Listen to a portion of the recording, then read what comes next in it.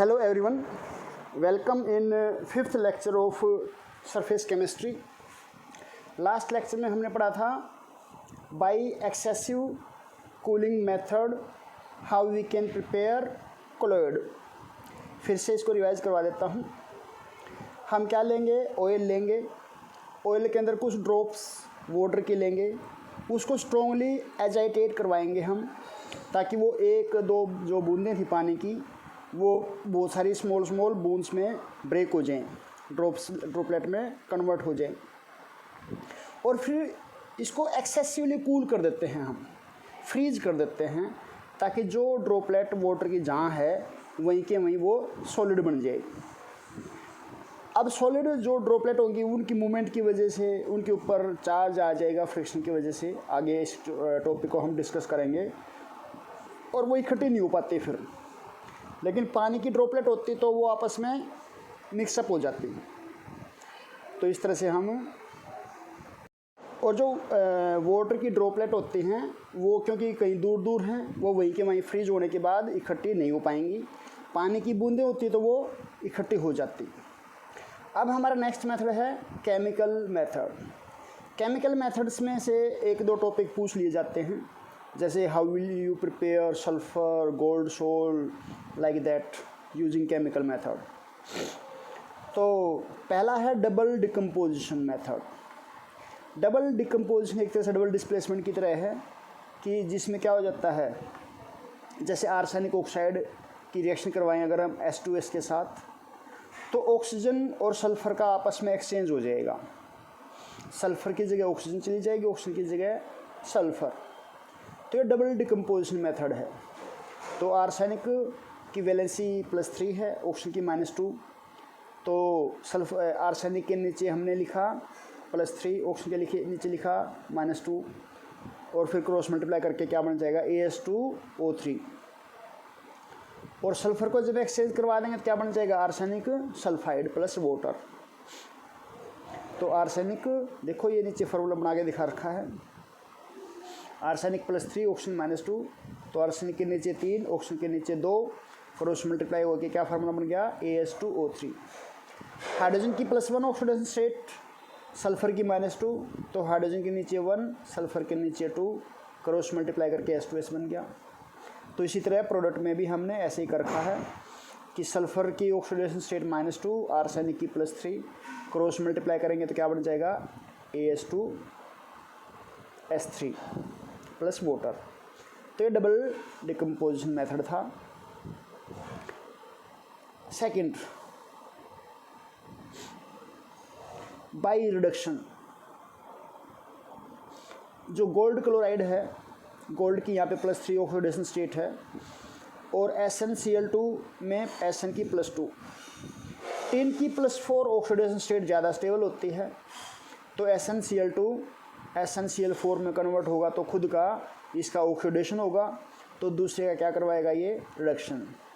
तो गोल्ड +3. तो इस तरह से गोल्ड का हमारा क्या हो गया, रिडक्शन, और टिन का क्या हो गया, ऑक्सीडेशन. तो ये रिडक्स रिएक्शन हो गई. तो इस तरह से हमने क्या बना लिया, गोल्ड सोल. थर्ड है बाई ऑक्सीडेशन. H2S का ऑक्सीडेशन करके हम सल्फर बना दें प्लस वाटर. यहाँ पर जो ऑक्सीजन मिलेगी वो डाइल्यूट नाइट्रिक एसिड से मिल जाए, या हम ब्रोमीन वाटर भी यूज़ कर सकते हैं. सेकंड रिएक्शन जो दिखा रखी है, H2S + Br2 form sulphur sol plus 2HBr. Fourth one is by hydrolysis.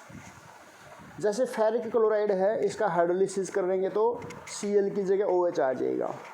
3 Cl हैं तो 3 Cl की जगह क्या आ जाएंगे, 3 OH, यानी कि FeOH whole thrice plus 3HCl. तो यहाँ पर हाइड्रोलिसिस से जो फेरिक हाइड्रोक्साइड बनता है, ये फिर इसका पेप्टाइजेशन करवाते हैं हम. मतलब कि फेरिक हाइड्रोक्साइड जैसे ही बनता है, फ्रेशली प्रिपेयर्ड प्रेसिपिटेट जैसे बनते हैं इसके ऊपर हम थोड़ा सा फेरिक क्लोराइड डाल देंगे, जिसके ऊपर इसके ऊपर Fe3 पॉजिटिव एडजॉर्ब हो जाएगा, और पेप्टाइजेशन होके इसका क्या बन जाएगा, कोलॉइड. अब ये 4 मेथड थे हमारे केमिकल मेथड। अब हम टॉपिक पढ़ने वाले हैं कि जो हमारा डिस्पर्स फेज और डिस्पर्सन मीडियम होता है ना, उन दोनों के ऊपर ना अपोजिट चार्ज होते हैं। तो टॉपिक क्या है? Origin of charge on disperse phase and dispersion medium. पहला है फ्रिक्शन। अब हमें पता है कि ब्राउनियन मूवमेंट होती रहती है कोलाइडल पार्टिकल की। तो कोलाइडल पार्टिकल कंटिन्यूसली मोशन में होते हैं और उस मोशन की वजह से फ्रिक्शन होके इनके ऊपर चार्ज आ जाता है। डिस्पर्स फेज के ऊपर मान लो पॉजिटिव आ गया तो डिस्पर्सन मीडियम के ऊपर negative and vice versa. Second है by adsorption of ion during peptization. हमने जो है पेप्टाइजेशन करवाया था।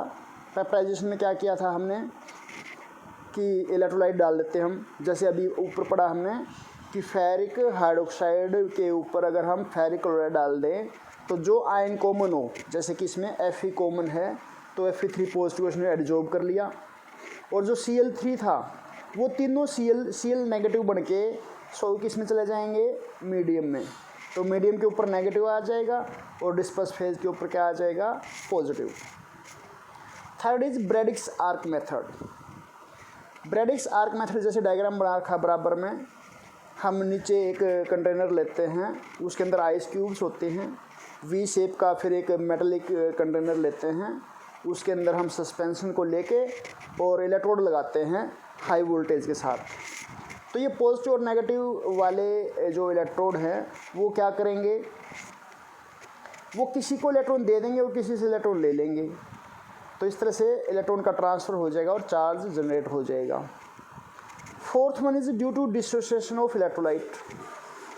जैसे एसोसिएटेड कोलॉइड हमने पढ़े थे, सोप है जैसे सोप, तो ये क्या है? एक लॉन्ग चेन है, नीचे दिखा रखा है COO नेगेटिव Na पॉजिटिव। तो जब ये ब्रेक होगा Na पॉजिटिव मीडियम में जाएगा और ये COO नेगेटिव वाला पार्ट कहाँ जाएगा? ये एसोसिएट होंगे और मिसल फॉर्मेशन हो जाएगी। तो अब ये जो मिसल है उसके ऊपर तो कैसा चार्ज हो गया? नेगेटिव, और मीडियम में कैसे चार्ज चला गया? पॉजिटिव।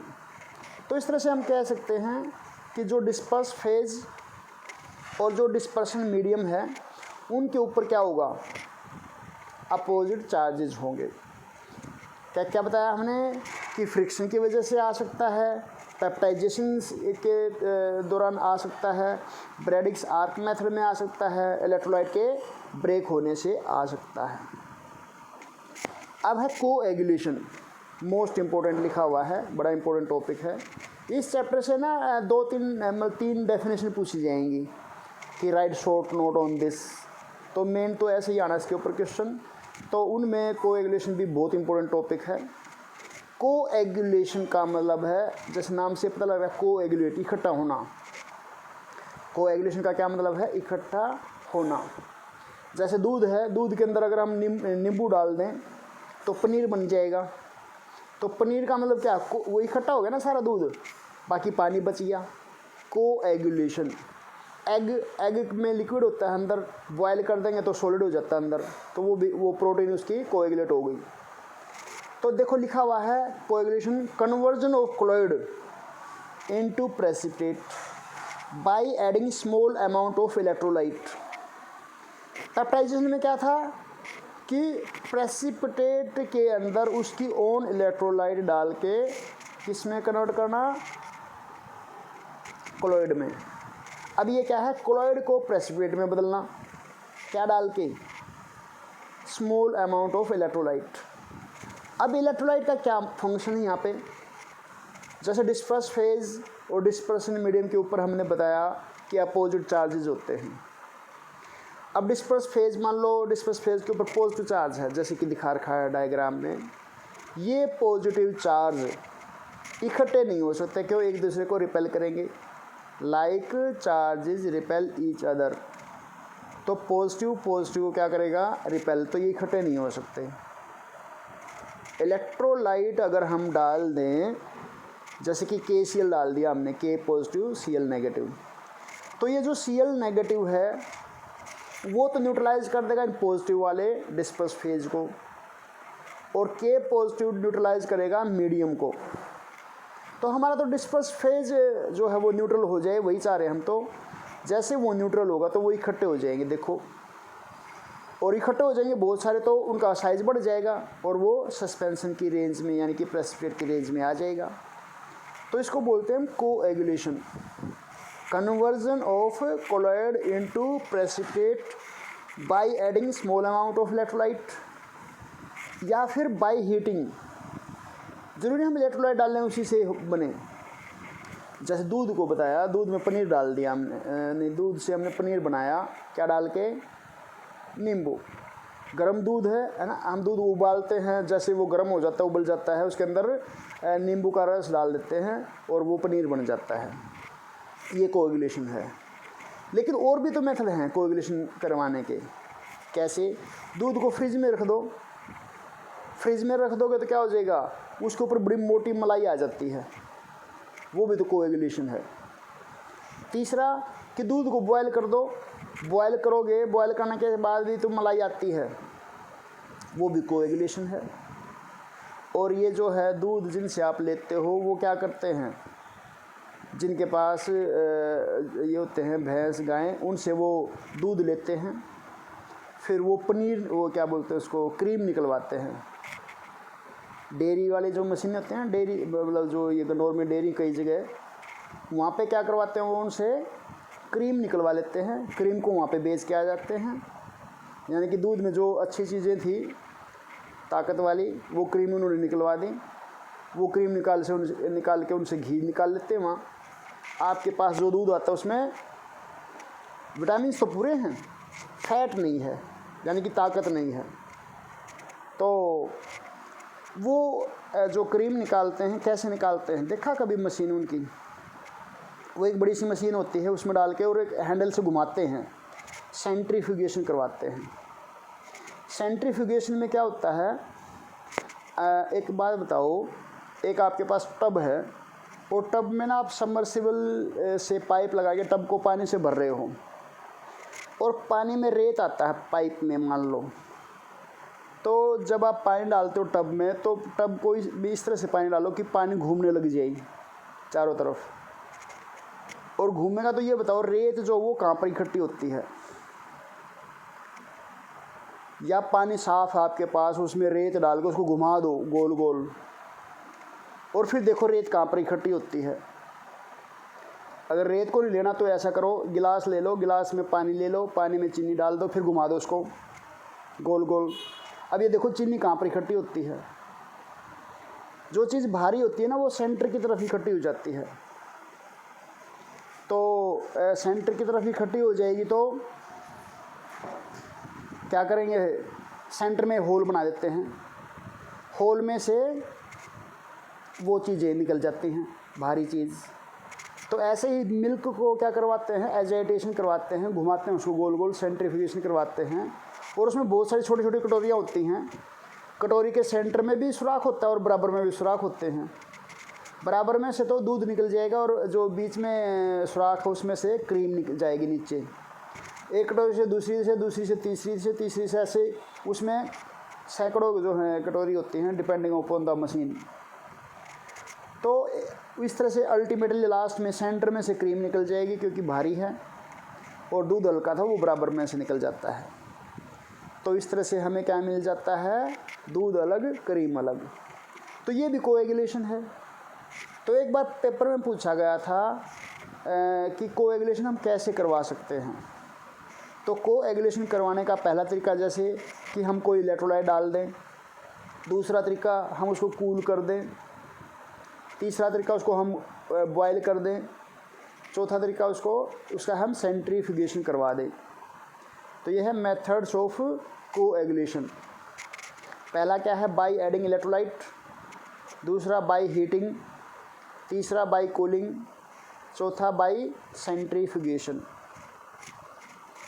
अब है कोएगुलेशन वैल्यू, किसको कहेंगे हम, कोएगुलेशन वैल्यू।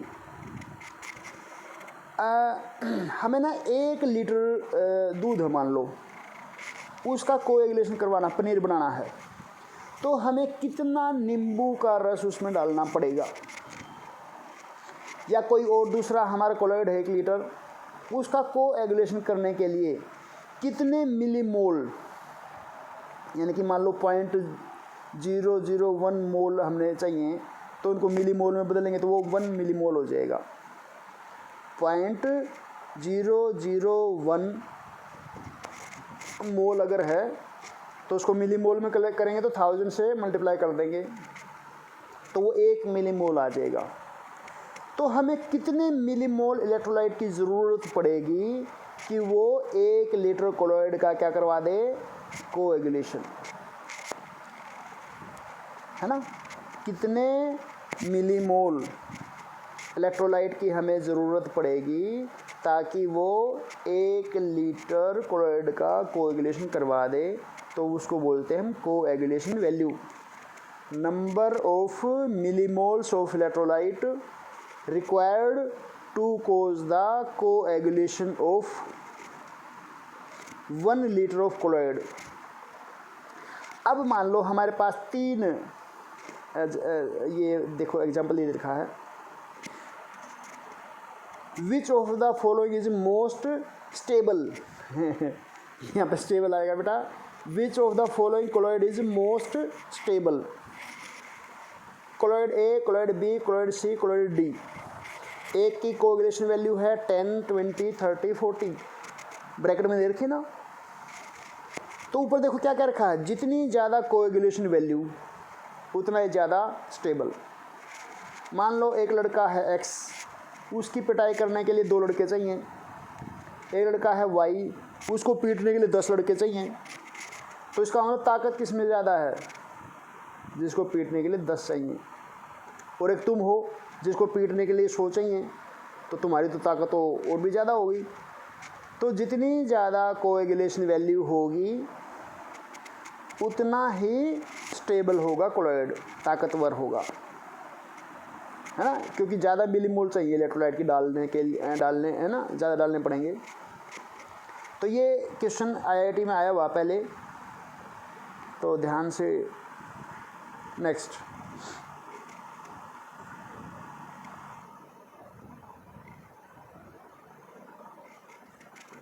हार्डी-सुल्जे रूल बहुत इंपॉर्टेंट टॉपिक है। इस चैप्टर का मोस्ट इंपॉर्टेंट टॉपिक है व्हाट इज, है ना, Hardy Schulze rule. It states that coagulating power, बल्कि कोएगुलेशन क्या है इसका पहला point, coagulation is caused by oppositely charged ion. मतलब अगर हमारा पॉजिटिव डिस्पर्स फेज है तो नेगेटिव चाहिए उसको न्यूट्रलाइज करने के लिए। अगर डिस्पर्स फेज नेगेटिव है तो क्या चाहिए उसको, पॉजिटिव। जैसे पहला डायग्राम दिखा रखा है, पॉजिटिव पॉजिटिव सर्कल है, तो उसका कोरिलेशन करवाने के लिए क्या चाहिए हमें, नेगेटिव। जैसे Cl negative, SO4 2 negative, PO4 3 negative. तो हमें क्या चाहिए, अपोजिट चार्ज चाहिए। दूसरा डायग्राम देखो, इसमें बीकर के अंदर नेगेटिव दिखा रखे हैं सर्कल में, यानी कि डिस्पर्स फेज हमारा नेगेटिव है। तो नेगेटिव का कोएगुलेशन करवाने के लिए हमें क्या चाहिए, पॉजिटिव। जैसे कि K positive, magnesium 2 positive, aluminium 3 positive. तो अपोजिट चार्ज हमें चाहिए कोएगुलेशन करवाने के लिए। तो पहला पॉइंट क्या है, coagulation is caused by oppositely charged ions. और सेकंड पॉइंट है coagulating power of the electrolyte is directly proportional to the 4th power of valency. Coagulating power of the electrolyte जो है वो क्या होती है, जो उसकी वैलेंसी होती है उसकी 4th पावर के प्रोपोर्शनल है। जैसे ये फर्स्ट डायग्राम में देखो, Cl नेगेटिव चाहिए ना हमें, तो इसकी वैलेंसी क्या होगी 1, तो 1 की पावर 4 = 1। अब सल्फेट है, सल्फेट की वैलेंसी SO4 2 नेगेटिव, तो 2 है इसकी वैलेंसी, तो 2 की पावर 4 यानी कि 16।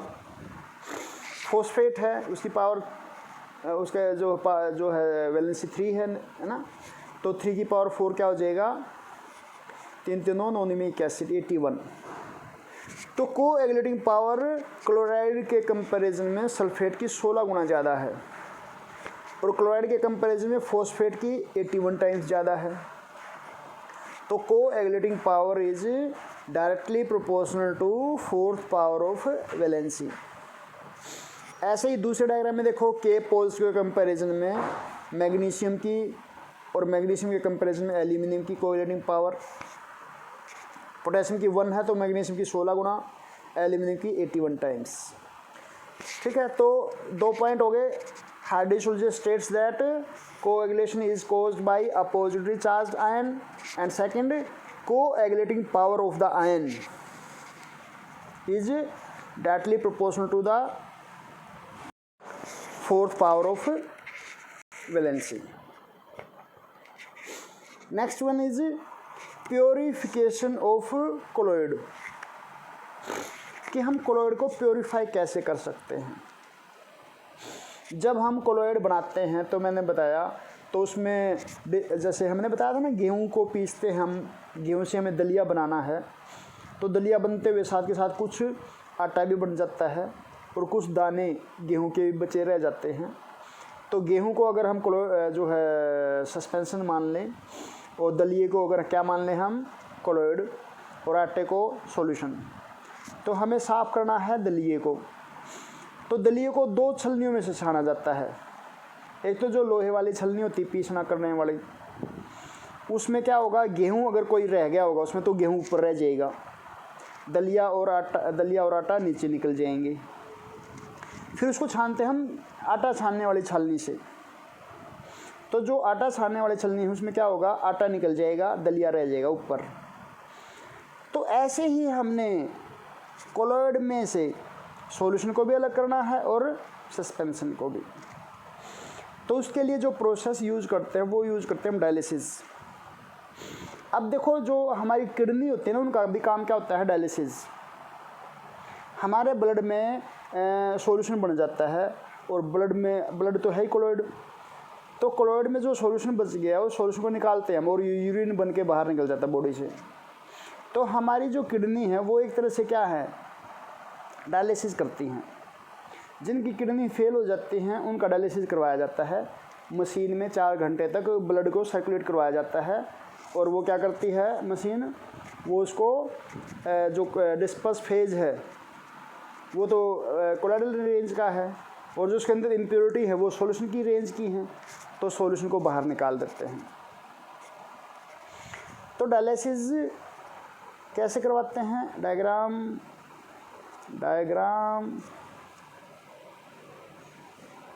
नहीं बनाया बेटा। ये करीना की कॉपी ली थी मैंने और मैंने कहा था बेटा डायग्राम बनाना है यहाँ पर, और उन्होंने अच्छा डायग्राम बनाने के लिए जगह छोड़ी थी। चलो खैर, डायग्राम में क्या करते हैं हम, एक जो है ना सेलोफेन मेम्ब्रेन ले लेते हैं। उस मेम्ब्रेन के अंदर हम कोलोइड को ले लेते हैं और उसको फिर क्या कर लेते हैं, हम एक बड़े कंटेनर में लेके उसको प्रेस कर देते हैं ताकि उस मेम्ब्रेन से जो सॉल्यूशन है वो नीचे निकल जाए और कोलोइड ऊपर रह जाए। जैसे राजमा है ना, राजमा जब बनाते हैं हॉस्टल वगैरह में, जब कई हज़ार बच्चों की राजमा बनती है, तो वो जब राजमा को धोते हैं तो सारा रेत निकल नहीं पाता धोने से, तो वो राजमा को उबालते हैं ना जिस पानी में, उस पानी को तो वो फेंक देते हैं, या उनके पास जो पशु वगैरह होते हैं, गाय वगैरह बांध रखी होती है ना दूध के लिए, उनके लिए ले जाते हैं उसको, क्योंकि बहुत सारे एनर्जी तो उसमें चली गई ना। और फिर उसको फ्रेश उबले हुए पानी में डाल देते हैं। वो घर में तो राजमा को अच्छे से साफ़ किया जाता है और साफ़ करने के बाद उसी पानी को यूज़ किया जाता है जिसमें उबालते हैं। लेकिन जो हॉस्टल हैं उसमें जिस पानी के साथ राजमा को उबालते हैं उस पानी को तो छान के निकाल देते हैं और अलग से उबले हुए पानी में, बॉइलिंग वाटर में राजमा को डाल देते हैं, तब उसमें तड़का वगैरह लगा देते हैं तो राजमा बनती है। ऐसा ही काम यहाँ है कि जो कोलोइडल पार्टिकल है उनको हम ऐसे ही मेम्ब्रेन के थ्रू सॉल्यूशन को बाहर निकाल के और ऊपर हमारा कोलॉइडल पार्टिकल रह जाएंगे और उस कोलॉइडल पार्टिकल को फिर हम फ्रेश मीडियम में मिला के साफ कर लेते हैं। तो क्या लिखा हुआ है, it is a process of removing a dissolved substance from a colloidal solution by means of diffusion through a stable membrane such as cellophane membrane is called dialysis. The membrane used for this purpose is called dialyzer. The bag of stable membrane containing the colloidal solution is suspended in a vessel through which fresh water is continuously flowing. एक cellophane membrane में क्या डाल दिया हमने, colloid, और उसके through उसको dip कर देते हैं हम पानी में और वो पानी कंटिन्यूसली बहता रहता है। तो उसके अंदर जो मीडियम है वो सारा निकल के, या जो उसके अंदर सॉल्यूशन है वो सारा निकल के मेम्ब्रेन के थ्रू निकल जाता, साफ होता रहता है। The molecules and ions diffuse through membrane into the outer water and pure colloid solution is left behind. लेकिन ये प्रोसेस है ना जो डायलिसिस, वो काफ़ी स्लो होती है। उसको फास्ट करने के लिए ना हम उसमें 2 इलेक्ट्रोड लगा देते हैं, पॉजिटिव और नेगेटिव, क्योंकि मीडियम के ऊपर पॉजिटिव होता है और डिस्पर्स फेज के ऊपर नेगेटिव होगा एंड वाइस वर्सा। तो 2 इलेक्ट्रोड लगा दिए हमने।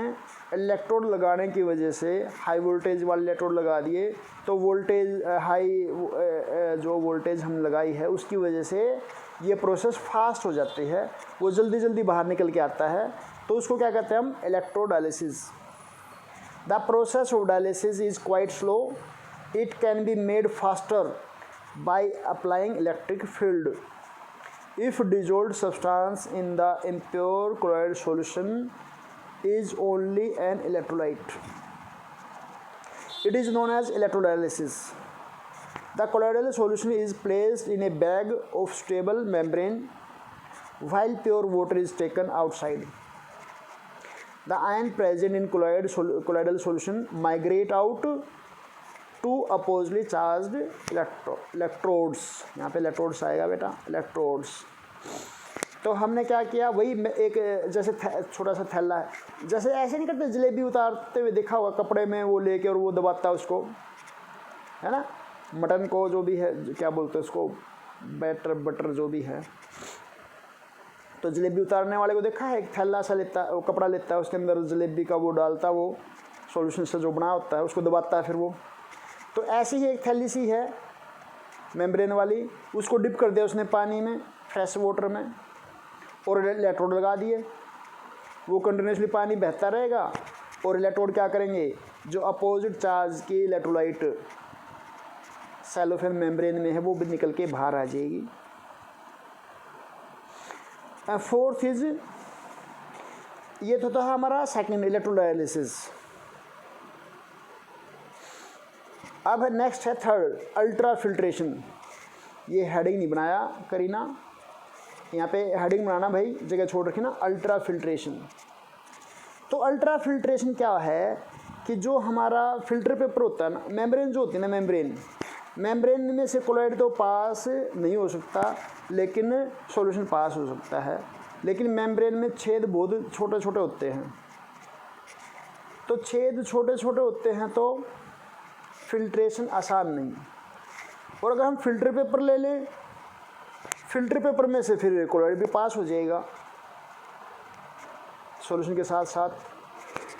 तो हम क्या करते हैं कि फिल्टर पेपर के जो पोर्स होते हैं ना, उनको थोड़ा छोटा कर देते हैं,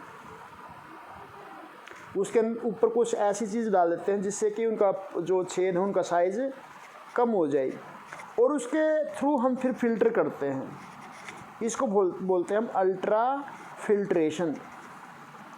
तो सब लिखो, देखो क्या लिखा हुआ है, ultra filtration is the process of separating colloidal particle from solvent and soluble solutes present in colloidal solution by specially prepared filters. Colloidal particles can pass through ordinary filter paper because the pores are of large size. The pores of filter paper can be reduced in size by impregnated with gelatin. हम jail लगा देते हैं filter paper के ऊपर ना, jail लगा देंगे। Jail लगाने से क्या हो जाएगा, जो साइज़ था ना उनको हमने फिल कर दिया तो छोटा साइज रह जाएगा। अब जैसे अगर कभी लस्सी को छाना है छलनी में से, चाय छाने वाली छलनी जो होती है उसमें से लस्सी को छानना, पहले वो छनती जाएगी, कुछ टाइम के बाद ना उसमें से निकलना, लस्सी का निकलना बंद हो जाएगा। फिर चम्मच से हम उसको स्क्रैच करते हैं नीचे से ताकि पोर्स खुल जाएं। तो ऐसा ही यहाँ पे करते हैं, हम जेल लगा देते हैं। जेल लगाने से क्या हो जाएगा, पोर्स का साइज़ पतला हो जाएगा। तो इसका हम यूज़ करते हैं फिर फिल्ट्रेशन के लिए। An ultra filter paper may be prepared by soaking filter paper in colloidal solution, hardening by formaldehyde and then finally drying it. तो फिल्टर पेपर को हम क्या कर देते हैं, डिप कर देते हैं कोलोइडल सॉल्यूशन में, कोलोडियन सॉल्यूशन में, और फिर इसको हार्ड करने के लिए क्या कर देते हैं, उसको फॉर्मल्डिहाइड में डाल देते हैं और उसको ड्राई कर देते हैं फिर। तो इसका भी हम यूज़ कर सकते हैं। तो कोलोडियन सॉल्यूशन जो होता है उसमें डाल के रखते हैं पहले, ठीक है, हार्ड करने के लिए फॉर्मल्डिहाइड में डाल देते हैं और फिर उसको ड्राई कर लेते हैं। तो उस फिल्टर पेपर को भी हम यूज़ कर सकते हैं। Ultra filtration is a slow process. To speed up ultra filtration, to speed up ultra filter paper और अल्ट्रा फिल्ट्रेशन प्रोसेस, प्रेशर और सक्शन इज अप्लाइड। ऊपर से हम प्रेशर लगा दें या नीचे सक्शन पंप होता है, जो जैसे वैक्यूम होता है ना, वैक्यूम अपनी तरफ खींचता है, ऐसे नीचे वैक्यूम टाइप में क्रिएट कर देते हैं हम, ताकि वो ऊपर नीचे से सॉल्यूशन को अपनी तरफ क्या करता रहे, उसको सक करता रहे। Nitrocellulose is a mixture of alcohol and ether. इसका भी हम यूज़ कर सकते हैं। Ultra centrifugation involves the separation of colloidal particles from the impurities by centrifugal force. तो नेक्स्ट है हमारा फोर्थ पॉइंट आ गया ना, ये अल्ट्रा सेंट्रीफ्यूगेशन, या फिर केवल सेंट्रीफ्यूगेशन हम लिख देते, सेंट्रीफ्यूगेशन। तो सेंट्रीफ्यूगेशन अभी मैंने समझाया ही था। तो सेंट्रीफ्यूगेशन में हम क्या करते हैं, सेंट्रीफ्यूगल फोर्स का यूज़ करते हैं। यानी कि जैसे बताया था, अगर हम टब में पानी को गोल गोल घुमाएं तो जो डस्ट होता है ना वो बीच में बैठता है, तो वैसे इसको हम यूज़ करते हैं। Centrifugation involves the separation of colloidal particle from the impurities by centrifugal force.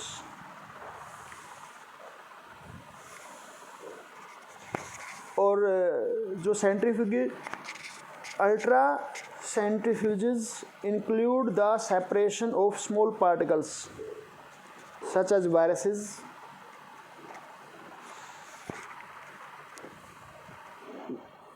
Viral particles, proteins, RNA, DNA. तो ये 4 मेथड हैं प्योरीफाई करने के। गोल्ड नंबर क्या है? गोल्ड नंबर वैसे सिलेबस में नहीं है, लेकिन कंपटीशन के लिए ज़रूरी है। What is gold number? देखो, जो हम क्या करते हैं, 10 ml गोल्ड सोल लेते हैं, और ये ना हाइड्रोफोबिक होता है, बहुत जल्दी डिस्ट्रॉय हो जाता है, स्टेबिलिटी कम होती है इसकी। तो इसकी स्टेबिलिटी बढ़ाने के लिए हम इसके चारों तरफ लायोफिलिक कोलॉइड डाल देते हैं। 10 ml गोल्ड सोल के चारों तरफ हम क्या डाल देते हैं, लायोफिलिक कोलॉइड, जिससे कि इसका क्या ना हो, कोएगुलेशन ना हो। अब डिफाइन कैसे करेंगे हमें, देखो 10 ml गोल्ड सोल का 1 ml 10% NaCl इलेक्ट्रोलाइट डालने से कोएगुलेशन ना हो, तो उसके लिए हमें कितने मिलीग्राम लायोफिलिक कोलॉइड डालना पड़ेगा, उसको हम क्या कहेंगे, gold number. 10 ml gold sol है, उसके चारों तरफ हम कितने मिलीग्राम लायोफिलिक कोलॉइड डाल लें जिससे कि उसका कोएगुलेशन ना हो। कब? जब उसके ऊपर हम 1 ml 10% NaCl सॉल्यूशन डाल दें, क्योंकि NaCl सॉल्यूशन तो क्या है, इलेक्ट्रोलाइट है। इलेक्ट्रोलाइट क्या करवाता है? कोएगुलेशन। तो कोएगुलेशन ना हो तो कितने milligram lyophilic colloid 10 ml gold sol के ऊपर डालना पड़ेगा, उसको हम क्या कहेंगे? Gold number. तो डेफिनेशन देखो क्या लिखी हुई है, amount of protective colloid. Protective क्यों कहा इसको हमने? क्योंकि ये कोएगुलेशन होने से उसको रोकेगा। अमाउंट ऑफ प्रोटेक्टिव कोलॉइड किसको बोला हमने? लायोफिलिक कोलॉइड को। रिक्वायर्ड इन मिलीग्राम, जी नहीं लिखना है यहाँ पे, ग्राम पूरा लिखना है।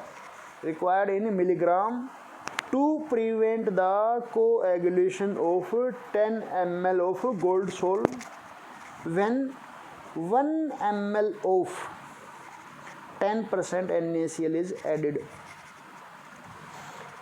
अब देखो भी, जो MLA है उसको 1 गनमैन चाहिए उसकी सिक्योरिटी के लिए, MP को 2 गनमैन चाहिए, CM को 5 चाहिए, PM को 10 चाहिए। तो जितना ज़्यादा अनस्टेबल होता जाता है आदमी, उतनी उसको सिक्योरिटी ज़्यादा चाहिए, या कहें जितना VIP होता जाएगा उसको उतनी सिक्योरिटी ज़्यादा चाहिए। तो हम यहाँ पर यही कहते हैं कि गोल्ड नंबर एक तरह से सिक्योरिटी है, जिसकी स्टेबिलिटी कम है उसको उतनी ज़्यादा सिक्योरिटी चाहिए। मान लो किसी को कोई वार्निंग दे दे भी कि 10 करोड़ रुपए दो, नहीं तो राम नाम सत्य होने वाला है, तो वो पुलिस से सिक्योरिटी मांगेगा। हम बाज़ार में जाते हैं आते हैं, किसी सिक्योरिटी की ज़रूरत नहीं पड़ती, इसका हम स्टेबल हैं, है ना। जो VIP हैं उनकी स्टेबिलिटी कम है, तभी तो उनको सिक्योरिटी चाहिए। तो जितनी ज़्यादा सिक्योरिटी किसी के ऊपर लगा रखी हो तो इसका मतलब उसको उतना ही ज़्यादा खतरा है। गोल्ड नंबर भी ऐसे ही है, जिसका गोल्ड नंबर ज़्यादा उसका मतलब उसकी स्टेबिलिटी कम। तो more the gold number lesser the stability. और पीछे क्या पढ़ा था हमने? जितना ज़्यादा कोएगुलेशन वैल्यू उतनी ज़्यादा स्टेबिलिटी। तो ये दोनों क्वेश्चन बड़े इंपॉर्टेंट हैं। अब इस क्वेश्चन का जवाब देना है आपको, विच of the following colloid is most stable. Tick mark लगा रखा, उसको दिमाग में मत रखना। Colloid A, colloid B, colloid C, colloid D। Bracket में गोल्ड नंबर 10, 20, 30, 40। तो जिसका गोल्ड नंबर कम उसकी स्टेबिलिटी ज़्यादा। तो इसका आंसर क्या हो गया? A।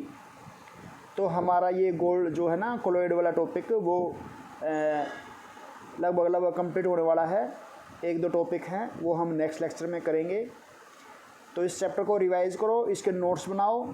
जब हमारी ऑफलाइन क्लासेस स्टार्ट होंगी तब हम आपकी कॉपी चेक करेंगे। Thank you, have a nice day.